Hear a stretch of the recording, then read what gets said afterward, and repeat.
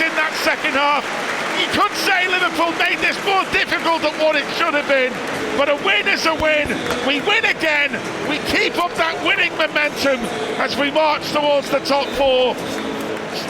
Wolves came here with a game plan to frustrate Liverpool, but Florian Wirtz played like a little magician at times for Liverpool. Jeremy Frimpong back in the team at right back, created the first. Brilliant bit of play down the right, beat two men, pulled it back. Wonderful finish by Ryan Gravenberch. Then 2 minutes later before half-time, a wonderful turn by McAteer, a sublime through ball. Wirtz timing the run to perfection. Lovely touch, great finish. What a moment, his first Liverpool goal. Liverpool started the second half sloppy. We conceded a goal from a corner. Bueno scored. We couldn't get another goal, but we see it out. Liverpool 2, Wolves 1. Steve Hunter there, summing up Liverpool's final game of 2025. The Reds running out 2-1 winners over Wolves in the Premier League. This is The Reaction. I'm Mark Benstead, and coming up we'll hear from Reds boss Arne Slot, captain Virgil van Dijk and goalscorer Ryan Gravenberch. But we'll begin with the thoughts of former Reds Jason McAteer and Ray Houghton.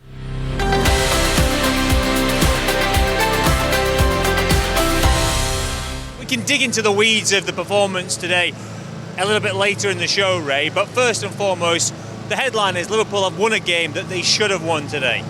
Yeah, absolutely. I thought they'd done okay in the first half. They had to be patient. We said about the way that Wolves would line up, getting numbers behind the ball. There wasn't a lot of space to play the ball behind. So Liverpool were keeping the ball, retaining it. I call it lending it, getting it, giving it back, getting it, giving it back. But no one was really probing in behind until we had that opportunity when Frimpong, lovely run, what a pullback. And then Ryan, who I think can do this more often, getting in advanced positions, and he slotted it brilliantly. I mean, people might have a question mark about the goalkeeper because he got beaten at the near post, but he hit it with such pace. When you see it, he's absolutely rattled it into the bottom corner. Terrific finish. And then when they went to 2-0, when Wirtz scored, listen, the players were more happy for him than he was himself. You know, he's actually his first goal, but the players were absolutely ecstatic for him, and it just shows you their feelings towards him and his contribution to the matches. But 2-0, we've got to learn against weaker opposition that then control the game completely, and you're going to win it comfortably. We can't do what we did in the second half and allow teams back into it with another set play where ball comes in, not cleared properly, and we've got 4 players running out. Where are you running to? You've got to hold your ground until you clear the danger. We'll come to that. We'll come to that issue with just annoying, with the set piece problem a little bit later.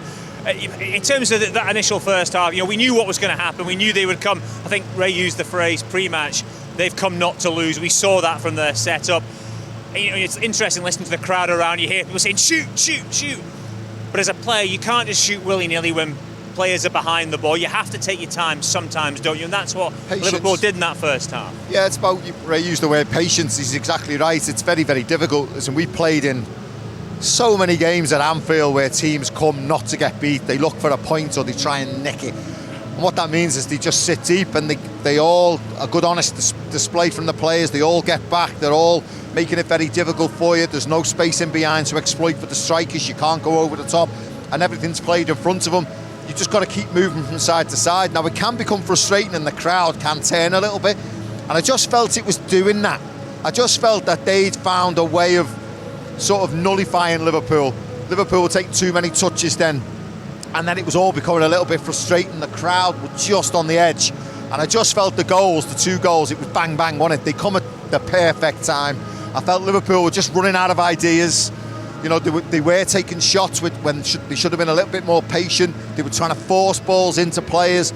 Pass appreciation was going a little bit as well, and it was becoming frustrating. And then all of a sudden, Frimpong, bang, little injection of pace, lovely little pull back into an area where you wait for someone to arrive. Gravenberch arrives on the scene, and we go 1-0 up. Then Wirtz gets the second, and then it looked comfortable. They go in half time, and then the second half is a different story. They let them back in it, and then we were holding on. This is going to happen time and time again, and has happened this season already, where we play against teams who defend deep, and then we've got to probe and find a way to play around them and get in behind them. We've got to come up with a plan. There's got to be something when the coaching staff sit down, look at the previous matches, look at today's match again and say, right, what can we do better to get in behind them? And that final ball, because we did play nice little 1-2s, but then the delivery or the pullback wasn't quite of the quality required, and not enough numbers of players getting into the box, particularly at home. I don't think we need to have Alexis, Curtis and Ryan outside the box when we're going down the flanks and we're crossing it. I think at least 2 of them have got to break into the box. We've got enough defenders back there. You've got your 2 centre-halves, you've got one of them, the full-backs, whatever side you're going down, the opposite full-back should come in, and one of them. That possibly symptomatic of the fact that this season we have been a bit more frail and we were caught on the counter a little bit, which we weren't last year, so maybe it's an extra security blanket there. You can't do that every game. You can't think, oh, we gave a goal away last week doing this, we can't do it this week. You've got to be more positive and say, right, see you boys at the back, when we're going forward, you've got to concentrate. If that ball comes out, one of you has got to go and attack it. You can't have 2 of you sitting back here waiting. One go there, you slow the play up. So if you go and hold them up, if I go to Jason and slow him up, it gives everyone else time to get back into the positions. But if 2 of us just sit back here and he gets on the ball, they're now running at us, and that's where you expose yourself, and that's where you have problems. You have game management, knowing when to press, when to sit off. We should probably sort of separate the game out into 2 halves, focus on the real positives of the forward play in the first half, and then deal with the issues in the second half that kind of came in. You know, Ray mentioned Florian Wirtz getting his first goal. Again, the more he plays, the brighter he looks, and that is a huge moment for him and possibly for the football club. You saw it in the celebration, meant so much to him and his teammates. Yeah, I just felt he's starting to come up to speed, isn't he? He's showing us, you know, what probably the price tag was warranting. You know, his touches, his movement, his balance, the way he goes round players as if they're not there sometimes. I mean, Matt Doherty had to pay to get back in at one point. I mean, a beautiful quick feed, his little drop at the shoulder and he's gone. The little coming inside, 2 touches, his touch, his vision. You know, and it was kind of like, when it was getting a little bit frustrating, I was kind of like, get him on the ball, get him on the ball, get him, he's going to make something happen. And to be fair, he was instrumental, his passing, his speed of pass, his awareness. He was opening them up and he was creating things, and then all of a sudden he gets his goal as well, and his celebration, you just felt it was that relief, wasn't it? And you're right, all the players were made up. I think the whole place was made up for him. I still maintain though, Jason, there are times when things don't come off for him, it's not on him, it's because he's seeing things that other players aren't up to speed with. A couple of times today where there was one at least where he was waiting for someone to give him a run to play a ball through, and I think it was Kirkus, doesn't go, and he has to try and do something else. He needs people to realise he'll find me because he's a good player. Yes, I played with some of them players myself when they're always one step ahead. I mean, I always wax lyrical about Robbie Fowler. Robbie was the same. He'd see things before you seen them. He did things that you didn't see, and sometimes that can be frustrating.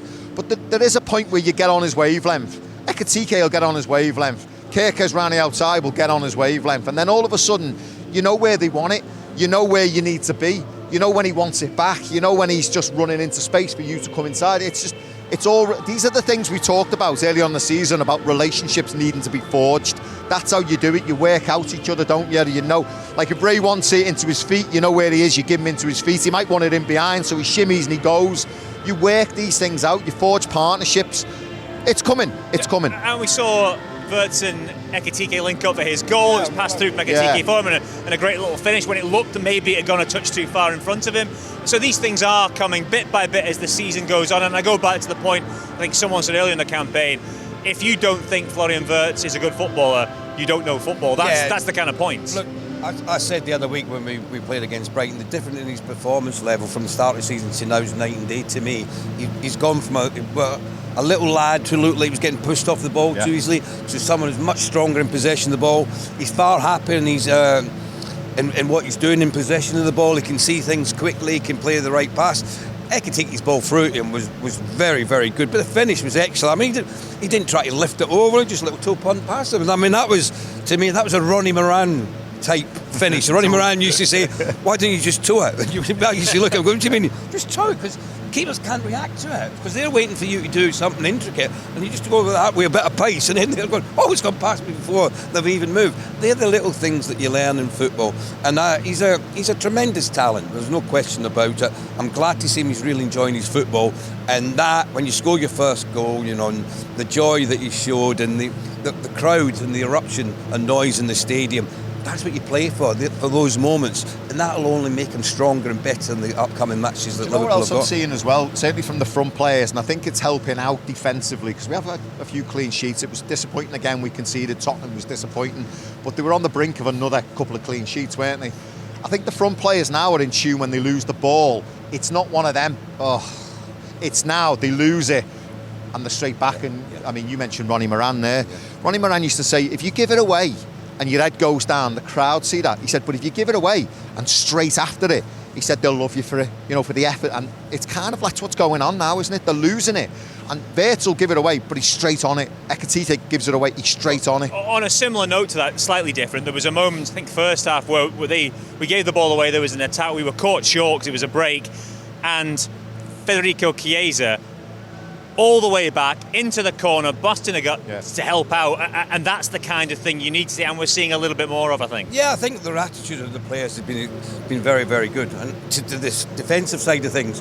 And Jason's quite right. When you give the ball away, it's like, how do you react? Yeah. You can't just stand and feel sorry for yourself. You've got to say, right, how do I win the ball back? How do I get back in position to help out my teammates? We're seeing it more and more all over the park. Not just the strikers and the attacking players, but there was I've seen Kirkic a few times and fighting down this left channel. How many times was he getting involved in situations? And then when he got up, he got back. So he's looking fitter, he's looking stronger. There was a lot of good things about what Liverpool done today. There was some things that I didn't like, and I thought we were just lending the ball too often, and I don't like to see that, because I think once you lose it, it encourages the opposition to come on to you. And that's what happened in the second half with Wolves. They went, it's all right now, we can win the ball and we're going to be at Liverpool. Whereas when Liverpool were passing it quicker, the opposition can't get near you, because you can't run as quick as the ball. The ball's always going to beat you around, and that's when we pass it quick, we look a far better side. Yeah, that's one of the problems I felt with us. It got all a little bit too laboured.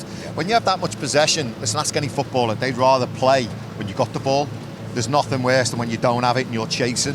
You just got to keep it moving, and then all of a sudden it's like a boxing match. We refer to boxing matches all the time, don't we? Punches. It's like you wear them down, and if you move from side to side and you're quick with it, they've got to get out, and then you've got to get back, and then you've got to get it back out, and then everyone's moving around. All of a sudden, someone will switch off. You'll get that opening. It will come, maybe 60, 70, 80th minute. It will come, because they'll be so tired. You just got to keep doing it, but keep doing it quick. Doing it at pace is the key to it. And one last positive then from the performance before we get to let Ray vent about set pieces and that recurring problem. Jeremy Frimpong, we haven't seen a lot of him because of injuries and what have you since he joined the club, but we saw what he can bring. He's got that pace. He always looks to go on the outside and get to the byline and cut a ball back. We saw him involved in the first goal. A different type of player to what perhaps Mohamed Salah gives us on that side now, but it shows what he could offer moving forward. He was just starting to come into the game, and he was the outball all the time. They were very much down this left-hand channel for some reason, maybe because Wirtz was there and they were threading it into him. Then all of a sudden they were realising there was a bit of space there, and it just come around that 40th minute mark where it opened up for him. And listen, he's got a great turn of pace, hasn't he? And if he's got space in front of him, he's not frightened of going into it with that pace, and that's what he did. And then Ray's right, sometimes it's not about picking someone out, it's just about putting in an area, and it was a lovely little pull back, and you just wait and go on. Listen, 50-50, it's one of them, whether it's one of ours or one of theirs on the end of it. Gravenberch was there and he finished it off really well, but it was down to the persistence of Frimpong. Yeah, certainly a bit of a road runner, beep on that outside, he's away. We'll speak about some of the defensive issues, concerns in a second, but let's hear from a defender just now. We can get the thoughts of Virgil van Dijk, who's inside, speaking with Pete. Well, Virgil, congratulations. Another hard-fought 3 points at Anfield. Yeah, definitely. I think, unfortunately, obviously, to concede the goal in the second half quite early on, that gives obviously them a big boost, some momentum for them to crack on. And I think we played a very, very good first half.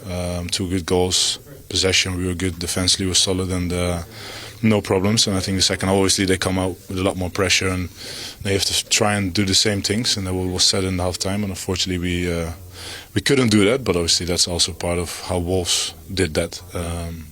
But overall, we found a way, and that's key, especially in the season and in the moment where we are, where we have obviously a lot of injuries and players missing, and it's not an excuse for the second half, but obviously it's good that we got the win, and that's very important. Where the positives are concerned, it was control, wasn't it? Like you said, first half, 2 quick fire goals in the first half as well. Great, brilliantly created goals, both of them. Yeah, 100%. But obviously, like what I said, the first half they didn't press as high as they did the second half, but obviously was going to be expected because they're 2-0 down. But yeah, I think first half we did very well, and that's something that we should build on. Sometimes it happens that way, doesn't it? It's not going to all of a sudden be brilliant and super creative all the time. You have to dig deep, and you've proven that as a squad that you can do that when you need to. Yeah, 100%. You have to find a way to win, and I think if you look at the season, it's been up and down. Good games and unfortunately some bad games, and then you have to try and do everything and fight for every second on the pitch, and I think you can see that not only today but obviously over the last couple of games as well, that we really want to get the wins on the board, and today was a good one. The manager spoke about rolling your sleeves up. Can you feel it kind of coming as a squad now? You mentioned before that there's youngsters on the bench. You're having to play through the pain barrier sometimes also. 100%, but obviously that's part of the game. And towards the end you have to dig deep, and especially when they have 4 up front and they go all in and second ball fight. But that's part of the game as well that you have to be ready for, and I think we showed that too. Obviously it doesn't always look the prettiest, but I think we are glad that we got the win, and it's on to the next. How pleased were you to see Flo get his goal today? He had one taken off him a couple of weeks ago, but with each game, each performance we're seeing now, you know, the best of him by the looks of things. Yeah, he's getting more used to the intensity, to the way we play. He's very important on the ball. Obviously his qualities is no debate about it.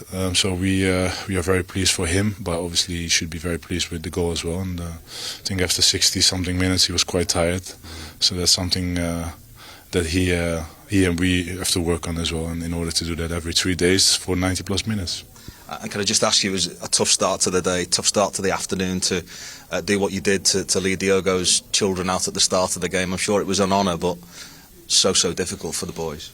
Yeah, listen, you know, it was an absolute honour to have the boys with me, with Ali as well together, and I think it was something I was really looking forward to. Obviously after discussions with Ruth and the family, it was really something I looked forward to. It was going to be emotional, but I think it's something that the boys will remember forever, and hopefully there's more to come in the future for them, and they can keep enjoying Liverpool, because Liverpool is the place obviously that's very big to their heart, and Diogo will always stay with us forever, of course. So I was very proud to have them with us, and the fans, I think, appreciate that as well. Yeah, nice to give the boys that nice moment at the end of what has been a very, very difficult year for them, and of course Diogo's entire family. Got a lot to pick out from what Virgil had to say. You know, he spoke about the different approach first half and second half from Wolves, and the stats kind of backed that up. 77% possession for Liverpool up until half time. It dropped by sort of 10% or so in the second half. You saw first half, you know, there was a moment where they went to break from a corner, and it was Kadari went to burst forward. All of a sudden he saw Rob Edwards on the field. He said, whoa, get back in your own half, don't you dare go past the halfway line. That was their approach in the first half. So we had the challenge of breaking down. Second half, they throw more at it. It asks a few questions, and they get that goal, Jason, from a set piece. That'll be 11 now from set pieces, if my maths are correct from the stats pre-match. It's there for all to see. It is a weakness at the moment, and something that can give other teams inspiration. You've got to know your limitations as a team, and listen, the stats don't lie when it comes to Wolves. 2 points from 17 games. Worst defensive record, don't score goals. You know, you've got to come to Anfield and try and get something. That something is a point. You start with a point, he's trying to hold on to it, create a bit of confidence and momentum, and you know, that inevitably means that you drop deep, you make it very difficult, you stay in the game for as long as you can, and hopefully you get something towards the end that you go and nick it, or you can hang on to that point. So, you know, that's their game plan. It's understandable. He's looking for something. He's looking to try and create something where they get something out of a game. But it wasn't to be. We spoke about just switching off towards the end of that first half. Maybe it was a bit of tiredness. Maybe someone was just caught out of position. Liverpool exploited it. He'll be disappointed that it's ended up 2 at half time. You know, 1-0 down at half time. you'd always feel like you're back into it. But it went to 2. His team talk's obviously gone and changed at half-time. And then he's thrown caution to the wind, hasn't he? He's just gone, right, let's, as Virgil just mentioned in his interview there, let's attack higher up the pitch. Let's press higher up the pitch. Let's just see what we get. If we get a set piece, let's make sure it counts. The ball comes in the box, and again, down to our frailties, they get something out of it, and then all of a sudden they're back into it. Then Liverpool get nervous. That's the nature of the game, isn't it? When you're 2-1, you're fighting, you believe in yourself, you've scored. Liverpool are on the ropes a little bit. Liverpool showed some good character though today, I've got to admit. Another boxing analogy. Another one. But that's the reality, isn't it? Is once you concede a goal from a set piece, that anxiety level creeps up around the stadium and in the team as well. It's human nature, but you've got to try and eradicate both of those things. Primarily stop conceding goals from set pieces, but if you do, don't let it bring an anxiety into your play. Yeah, I mean, it's very strange. Like, you've gone from a team that's completely dominated the first half possession-wise, you've got your 2-goal advantage. You should be coming out to start the second half, and the first thing you should be thinking is the next player, Jason, will tell you, it's 0-0. In your head, you should be thinking it's 0-0. We're not 2-0 up, it's 0-0. We've got to keep doing what we were doing in the second half, what we did in the first. Retain possession, work it well, make the pitch big, tire them out. And if you don't do that, and then you start protecting, you go backwards. And then you give them the incentive to come and create some opportunities. Now, they had maybe 1 or 2 shots in the first half. That was it. Nothing else. Then all of a sudden, the second half, they look a different team. Why is it taking them 2-0 down to change tactics to go and have a go? I mean, something I don't understand football that way. At 0-0, why don't you have a go then? You need to win. That's simple as that. You need to keep winning and winning and winning to retain your Premier League status for next season. A draw's not going to do you any good. You need to win. You need to get that confidence and belief into your players. And by sitting back in the manner they did, all they were saying to me, Liverpool, come on then, you keep attacking, and maybe if we get 1 or 2 half chances, maybe a set play, we'll get a goal from that and maybe get something from it. And then when they go to 2-0 down, they have a go in the second half, they get back to 2-1, and then Liverpool, the team that are sitting back. I mean, when you look at our outfield players, most of them were in their own half, back defending, trying to frustrate Wolves to stop them getting the equaliser. So it's just the different dynamic how football works. But we've got to learn, like we should have learned against Spurs, 2-0 up, playing against 9 men in the end, 10 men at the time, but 2-0 up, how do we pass the ball, make the pitch big to stop the opposition getting any incentive to get back into it? But it's something that I think Steve and Aldo touched on briefly before they came to us. It's Leeds United coming here next. We saw how effective they can be from set pieces just a couple of weeks ago. We've seen they've got Dominic Calvert-Lewin now, who's one of the best forwards in the Premier League in the air with his hang time he gets and the way he puts himself about. So we need to have a plan for set pieces in 4 days' time, whatever it is, 5 days' time. That's the reality of it. Do you know what I mean? But because it's a theme that keeps coming up. Arne doesn't shy away, but he brings it up himself in media conferences. Yeah, he's obviously perplexed as we are about it. What do you do as a player? You've been a defensive kind of player at times, Jason. What would you be doing as a group to say, look, we can't keep doing this? Well, I think we spoke about zonal marking, didn't we? I'm not a fan of zonal marking. I would change it. But listen, they hire set-piece coaches now. They're in a position where I'm sure they're paid very well to figure these problems out. And if we don't figure it out, then, we may have to look at someone and go, you've got to find an alternative. You've been having discussions with the manager, with the coaching staff. Maybe he feels they need to change. Maybe the manager wants to consider. I don't know what goes on behind the scenes, but you're right. It's an issue. It's an issue. You look for trends, you look for data, you use the stats for what they are, and you try and find what the trend is. The trend is we're not very good at defending set pieces, so we need to do something. I mean, Aldo touched on it there, and me and Ray both went, yeah, good point. Leave 2 or 3 players up, because they won't leave 2 or 3 players on their own in case there's a break and we get in. It's funny how that. It seems to make sense, but coaches and teams are reluctant to do it. It's almost a game of because they complicate cat and mouse, isn't it? It's like sometimes I think, with all due respect to coaches, they complicate it sometimes. It's not rocket science sometimes. Listen, let's just change the numerical order of things. But I suppose it's the same sort of example as I just lost 3 toes there, by the way. I've also had the example, when guys get free kicks, or teams get free kicks, or 25, 30 yards from goal, say 30 yards from goal, and they say, don't put a wall up. Trust your goalkeeper. Well, goalkeeper, take your wall out of the way. Trust yourself that he can't beat you from 30 yards. But they don't do it because on the chance you do get beaten, you looked after. And it's a similar sort of thing, isn't it? You don't want to be seen to, we'll just clear the place out and then they'll put the ball in and we concede a goal. That's the argument why teams don't do it, I guess. Well, yeah. Well, that is the argument, why they don't do it. I mean, listen, I don't think we're the tallest team. I don't think we are the tallest team. I think when I say the tallest, you could argue Gakpo, you could argue McAteer, but I don't think they're very good in the air. I don't think they're players who are going to come and win it and head it clear and hit my ball and good old-fashioned bang.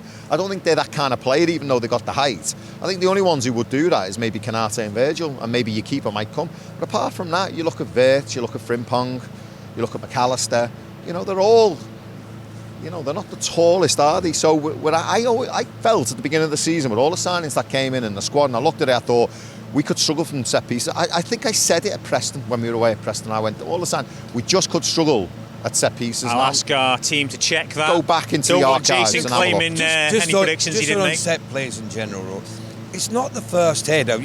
We're not conceding from the first header. True. Right, so it's the second ball. So if our players, a great lesson that I learned when you're defending inside the 18-yard box, you don't move out your position until the ball clears the 18-yard box. We've not even cleared the ball out, and our lads are still running out. They're running forward. I don't know if they're trying to play offside, but they're not with the person they should be marking. So the players that are in there, the opposition players, we're nowhere near them because we're going that way. Ball's not cleared the 18-yard box. So they go back to the basics of football. Wait till the ball's cleared the 18-yard box before you start running out your positions. Because if you've got bodies in here, you can deal with it.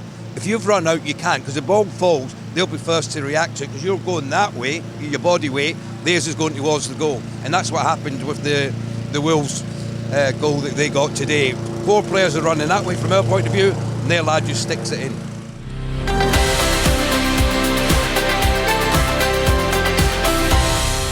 OK, let's hear from the boss now. Arne Slot has been speaking at his post-match press conference. Hi Arne, you talked a bit on television about Florian Wirtz getting his first goal, but how much of a relief do you think it was for him and for everyone else as well? I think, I'm quite sure about it, it was a relief for him. This I could see after his reaction, after he scored the goal. And the same I saw with his teammates. I think they were really happy for him scoring that first goal, because in football, rightly so, maybe we mainly get judged on results, and individuals mainly get judged on goals and assists. And we sometimes tend to forget what else is there to do during a game. And I think he's had multiple good games for us. But I also feel that he gets better and better every single game he's playing for us, gets fitter and fitter, and was getting closer and closer to his first goal. And then it's not a surprise to me that he scored one today. But he would probably be the first one to understand that one goal is not enough. So hopefully he will, and not hopefully, he will score much more goals for us than only this one. But I also liked his performance during large parts of the game today. I think he was special in a lot of moments. With the second half, do you think that, again, a set piece, is it going to be down to kind of hard work to eradicate this kind of conceding from these set pieces? No, I think scoring goals in the Premier League is not easy. I mean, then in open play. And I see this almost every single game I watch, because the amount of set-piece goals scored gets more and more and more. Unfortunately, we're maybe the only team that hardly ever scores from a set-piece, and even worse, we constantly concede. But then, I think I said 2, 3, 4 weeks ago that we have to make sure if things go against us, could be set-piece, could be other things, we still need to find a way to win that game. And in the last 2 games, we conceded a set piece, but we were able to win, and that hasn't happened that many times this season. So that's again progress for me. And but it's obvious that there are more things for us to improve. But this is definitely one of them. Although we had a great set piece, the first one after half time. Was completely told to the players at halftime, not by me, but by someone else, and it was an open chance for Florian, but unfortunately again it went the wrong side of the post. So I think we've been unlucky in multiple situations in our set pieces, but yeah, it's 18 games now. Yeah, so we need to improve. What did you make of the performance overall? Because obviously you got into the 2-goal lead and then Wolves got one back and it seemed like they were growing in confidence a bit. Were you happy with the performance in the second half? Of us as a team? As a whole, yeah. Yeah. No, of course not. I think if you go 2-0 up at half-time, you're expecting a different second half than we had to face. But in football, a goal can massively change momentum. And that's why I was so annoyed when the goal at City was disallowed, because we were struggling that game probably just as much as Wolves was struggling today. But then a goal can make a lot of difference. So, and that's what you saw today. Not that after the 2-1 we didn't have ball possession anymore. I think there was still, but it was much more an equal game. And then, of course, you're frightened every time when they do arrive, especially when he brought another big man in with the crosses they gave. But I don't think we conceded a lot of big chances. I think the first big chance we conceded was, again, a goal, not for the first time this season. But for the rest, I saw a team that was fighting to get the win over the line. Not with the best possible football, but there was a proper fight. And a bit better than last week, wasn't it, the last 10 minutes? That wasn't too difficult, by the way.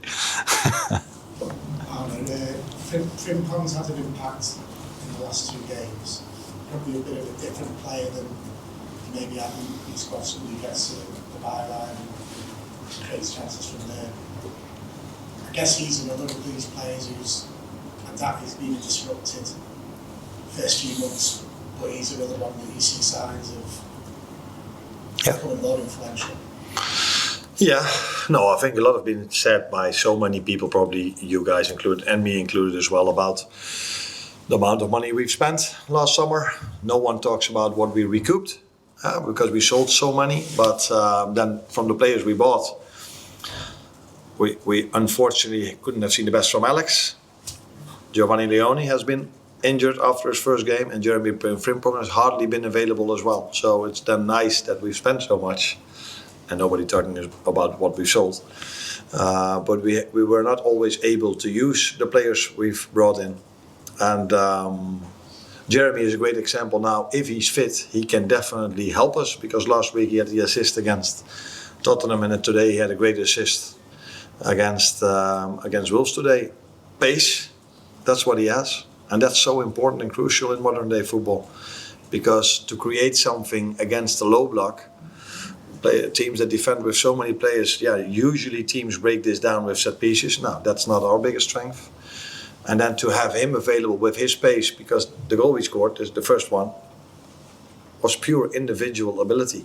Quick bam bam, and the cutback cross, okay, we were positioned in the right position.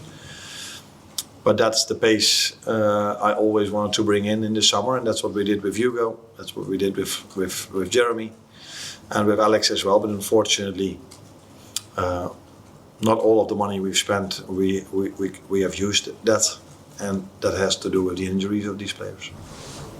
Arne, so can I just ask you about a more general question about the atmosphere today and how it all played out? I know you've spoken briefly about it to Sky, but it was a very poignant and difficult afternoon at times for the emotion around Diogo. Yeah, difficult, but in a way also special and nice. I think again the football world showed how to behave in moments like this. So our fans have been incredible since the tragedy has happened till today. Every single moment they've did what you would hope they do in memory of him. But today, again, the away fans showed that it's not only about our fans, it's also about fans of other teams. So 18th minute, they started singing for Diogo, the Wolves fans, and our fans were clapping. And in the 20th minute, it was the opposite way around. So you guys know, and I know this for 1.5 years now, how special English fans are. And I think today we've showed to the outside world, to the whole world, that that it's not only the players who make this league special, but it's definitely also the fans.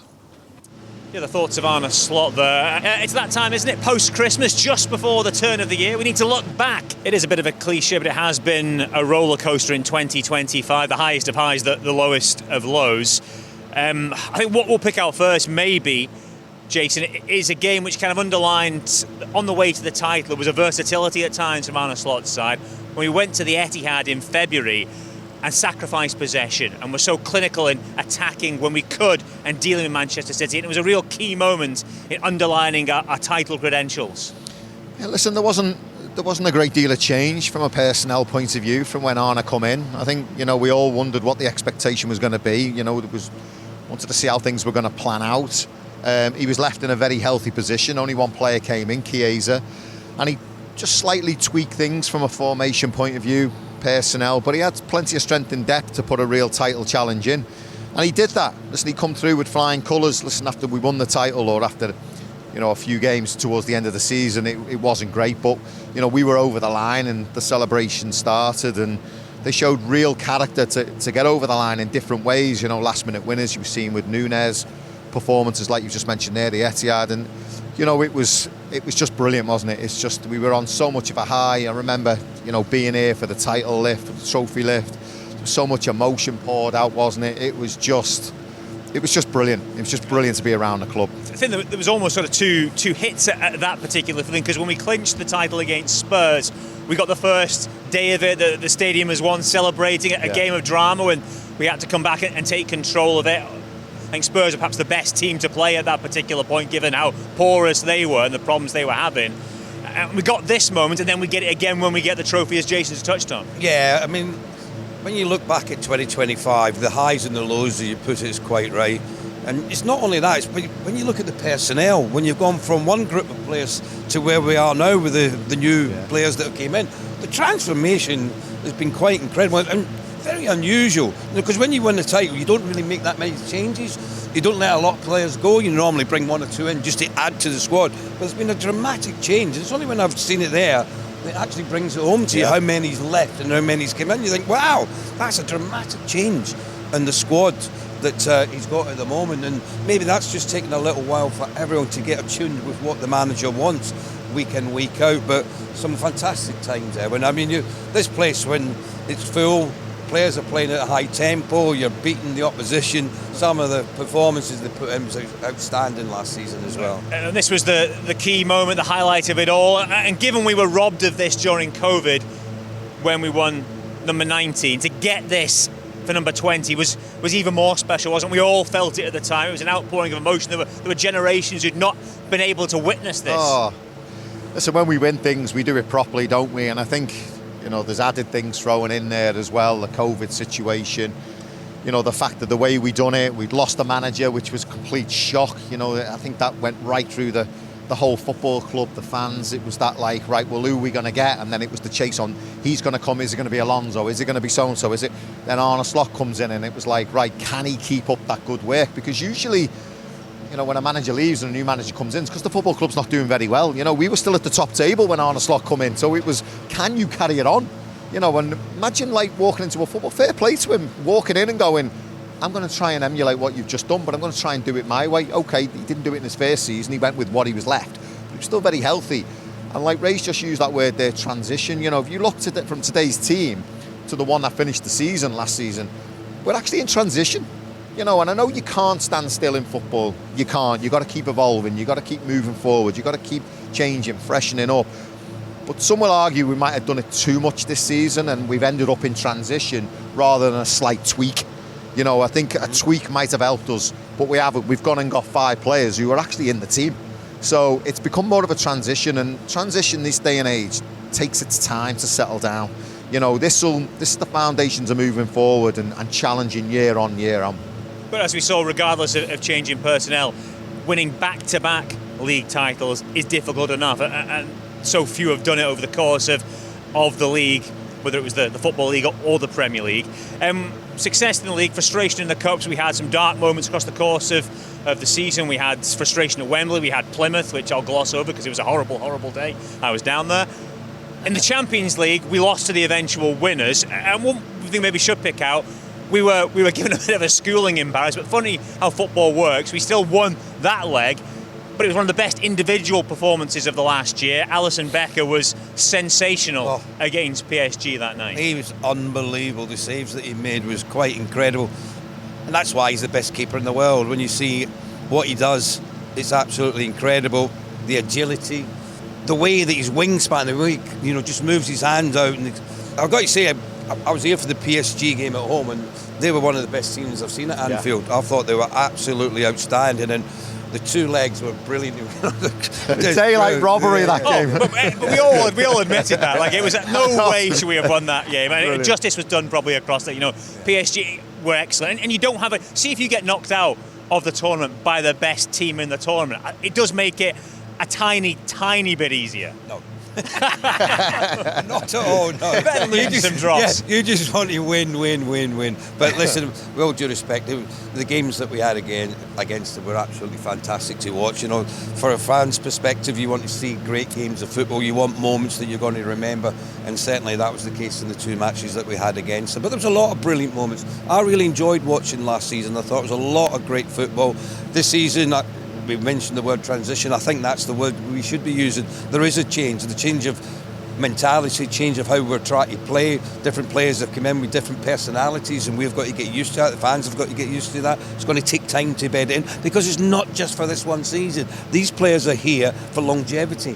These are young lads who've got 8, 9, 10 years left in them at top level football, and we want them here at Anfield to produce it year in, year out. Yeah, a very good point and well worth making. I said earlier it was the highest of highs, but the lowest of lows. I don't think any of us could ever envisage what happened over the course of the summer. The loss of Diogo Jota and his brother Andre. You can't even imagine how, as a football club, any kind of institution, you deal with a moment like that. But the people here, both within the first team and around it, had to try and do that. And you see the pictures here again, Jason.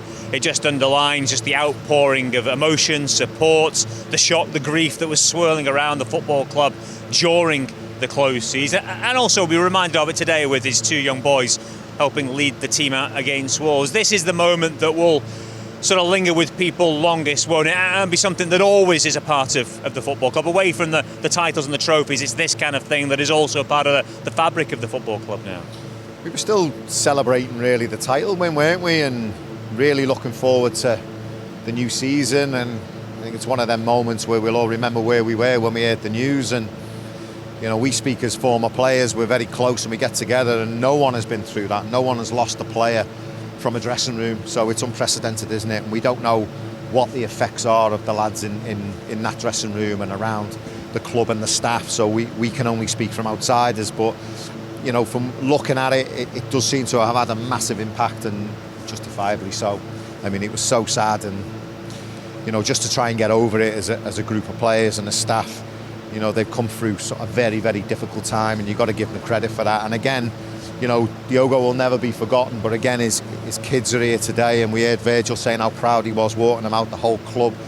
It was just heartbreaking, wasn't it? Heartbreaking, because it brings back it all, it comes back to you again, and it's just so sad. But yeah, we're a club, we've been through adversity. We know how to look after our own, don't we? We know how to look after our own, and I think that's evidence. Special message for the Wolves fans today. I thought they showed tremendous respect for their former player as well. I think he wore number 18, didn't he, for Wolves, and after 18 minutes they were singing Diogo. I thought it was absolutely exceptional. He was a valuable player for both Wolves and for Liverpool, and obviously his international side, Portugal, and him and his brother will be sadly missed, of course they will. But your heart goes out to these children today when you see them, and they've got to go through life now without their father, and that is just, for me, unimaginable for young kids. Yeah, he's not a loss to football or sports. He's a loss to everyone, and it touched everyone, touched absolutely everyone, didn't it? Well, that's it. Football is important to a degree, but there are some things that are more important. Yeah, first and foremost, he was a a father, he was a husband, Yes. he was someone's son, and that's what should be at the forefront of people's minds, especially at this time of year. Okay, what a year it was, but we turn to the future now. 2026 is not far around the corner. The Reds wrapped things up for this year, though, with a victory. The crucial breakthrough goal came from Ryan Gravenberch. We can hear from him. He's inside, speaking with Pete. Well, Ryan, congratulations. It was one that we had to work really hard for, and all of these Premier League opposition are hard now. I know. I think in the first half we played really good, create good chances, scored 2 goals, and then what you see in the second half, you can see it again, set piece, and then they know, they smell they can maybe score the next one, and they come. But I think at the end we fight, and we showed character at the end. And that is the key, is that when things aren't going well, you dig in together as a team. That was also really important in that second half today. Yeah, of course. As always, stick together, just run, try to win your duels, and I think at the end we did that. So I'm happy. Tell us about the system as well. Curtis alongside you. Does that feel more suited to the current state of play, to have that little bit of extra help in there? Yeah, of course. I know Curtis. He loves to take the ball and dribble from the back. He's really comfortable. He almost never loses the ball, so it's really nice to play with him, and it gives you more confidence to bring the ball forward. And your goal as well, it was such a beautifully created goal, wasn't it, from Hugo in the lead up to it, but your finish as well, so measured. Nice feeling?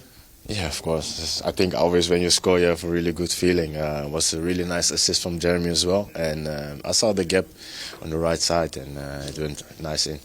He did so well today, didn't he, Jeremy Frimpong, and you need him. You know, he's probably had to dig deep through the pain barrier himself to get ready to play the entire game. No, I'm happy that he's back, and we know what we have with Jeremy, so happy that he could give something to the team today. Nice celebration as well for you to honour Diogo. It was a tough, emotional day, I think, for all of you today. Yeah, of course. We know he plays for us and also for Wolves. There's 2 teams that he play in England. It was nice to have his kids as well as mascots. So we wanted to give him something back today, and hopefully he's happy with us take the 3 points today. In terms of the second half, you spoke before about the adversity sometimes that comes. What was the reason for it? Was it just maybe a little bit of tiredness, or have we just seen this in all games now, that 2-0 is such a dangerous score? In the second half? Yeah. I think we can do a bit better in the second half. Of course, we play a lot of games, players get tired. But I think if you get tired, we have to keep the ball and not go forward always, and I think we could do better, and then just keep the ball playing, and just let them run, and they will get tired from that. So, and then find the right moment. But we didn't do it, but I think we have to keep working on that. But the result just finally is the all-important one, isn't it? You're on a string of wins now, which will give momentum and confidence. Yeah, of course. We always try to win, and you see it today as well. Hopefully we get the momentum from now on. Just keep going, and what I said, I'm really happy with the 3 points. Congratulations, well done, mate. On the score sheet today's Liverpool wrapped up a pretty successful December, but that's in the past now. It's to the future, and on the horizon, 9 games for the Reds in January.